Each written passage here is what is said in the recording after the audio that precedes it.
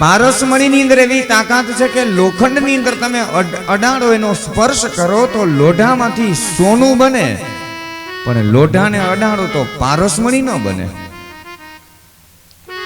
ઇન્દ્ર પ્રસન્ન થાય તો તમને સુખ આપે, સંપત્તિ આપે, પણ ઇન્દ્રાસન ન આપે, ઇન્દ્ર પદ ન આપી શકે. પણ ગુરુની કૃપા થાય ને તો પોતા કરતા પણ ઉત્તમ સ્થાન આપી દે. યોગીઓને દુર્લભ વૈકુંઠ ધામની પ્રાપ્તિ થાય. એટલા માટે જીવનમાં ગુરુનું મહત્વ બહુ છે. હરેક વ્યક્તિના જીવનની અંદર ગુરુ હોવા જ જોઈએ. માણસે પહેલા શિષ્ય બનવાની છે ને લાયકાત કેળવવી જોઈએ.